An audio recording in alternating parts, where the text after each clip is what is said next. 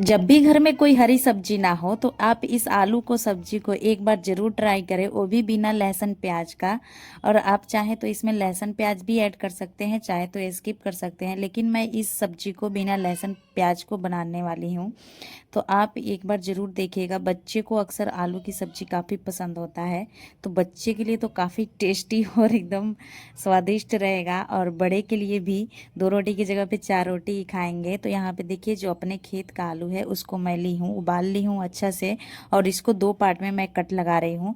तो कुछ इस तरीके से हमें कट लगा लेना है, जिससे जो है जो ग्रेवी है ना आलू के अंदर तक चली जाती है। आप चाहें तो ऐसे खड़ा आलू को भी बना सकते हैं। तो मैं 2 तरीके से बता रही हूँ, एक खड़े आलू से और एक कट लगाया हुआ। तो यहाँ पे देखिए, थोड़े से बेसन को मैंने यहाँ पे डाल दिया है, 2 बड़े चम्मच बेसन, और 2 बड़े चम्मच मैंने दही डाला है, 3 चम्मच दही।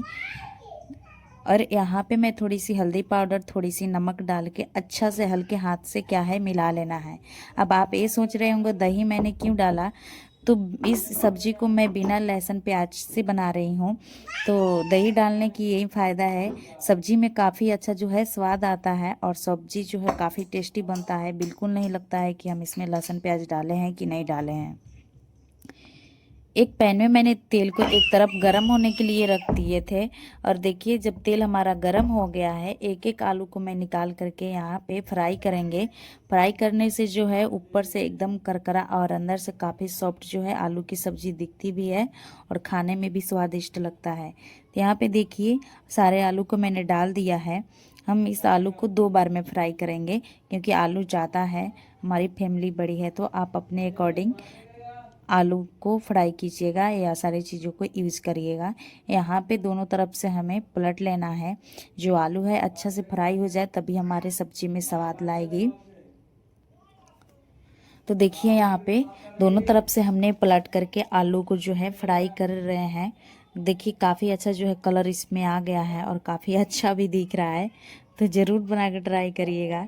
रेसिपी बिल्कुल मिस मत करना, आप पूरा देखना तभी समझ में आएगा। देखिए यहाँ पे आलू जो है हमारा कुछ इस कलर पे आ गया है। अब हम इसको निकाल लेंगे।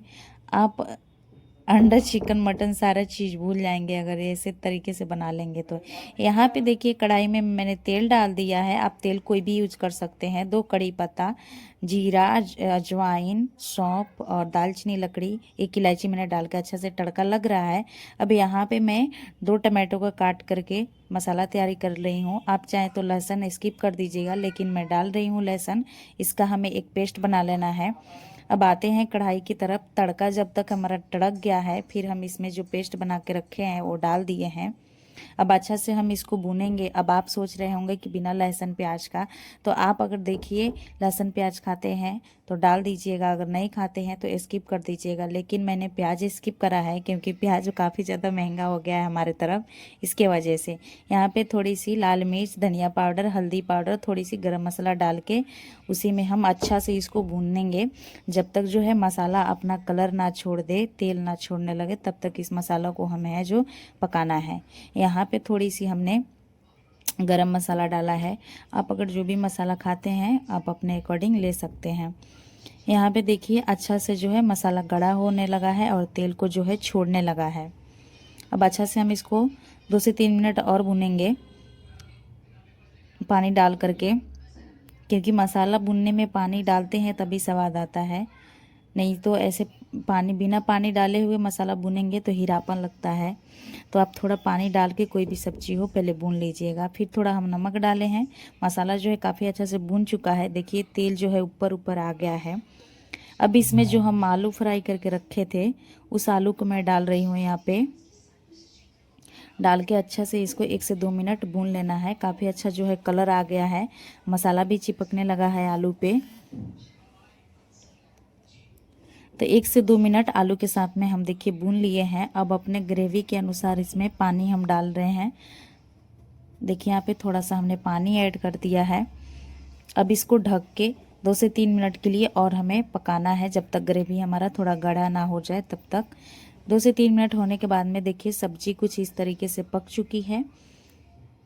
अब यहाँ पे थोड़ा सा हम अमचूर पाउडर डाल रहे हैं। आप अगर हींग खाते हैं तो आप हींग पहले ही डाल दीजिएगा। हम नहीं खाते हैं तो हींग हमने स्किप रखा है। अब सब्जी को मैं दिखा रही हूँ। देखिए काफ़ी टेस्टी और लाजवाब सब्जी जो है बन के तैयार हो चुकी है। देखने से ही आपको अंदाज़ा लग रहा होगा काफ़ी लजीज जो है सब्जी बन के तैयार हुई है। तो आप एक बार ज़रूर बनाइएगा। सब लोग मांग मांग के खा रहे थे कि बच्चा भी नहीं सब्जी हमारे खाने के टाइम पे। तो जब भी कोई घर में सब्जी ना हो तो आप इस तरीके से एक बार ज़रूर बना कर ट्राई कीजिएगा। ये देसी स्वाद देगा ये सब्जी और काफ़ी टेस्टी भी लगेगा। तो देखिए यहाँ पे सारे सब्जी को मैं बाउल में रख के दिखा रही हूँ। इसको अच्छा दिखने के लिए थोड़ा धनिया पत्ता भी आप इसमें ऊपर से कट करके डाल सकते हैं। हमारे पास नहीं था तो हमने स्किप करा है, नहीं डाला है धनिया पत्ता। ऐसे भी ये सब्ज़ी जो है काफ़ी अच्छी दिख रही है। तो आप ज़रूर बना कर ट्राई करें। देखिए यहाँ पे सर्व करने के लिए जो है बिल्कुल हमारी जो सब्ज़ी है तैयार है। तो इसको आप गरम गरम या ठंडा भी सर्व कर सकते हैं, काफ़ी टेस्टी लगता है। ये रेसिपी आप मुझे कहाँ से देख रहे हैं कमेंट करके बताइएगा, ताकि मैं भी जान सकूं कि मेरी रेसिपी आप लोग कहाँ कहाँ से देख रहे हैं।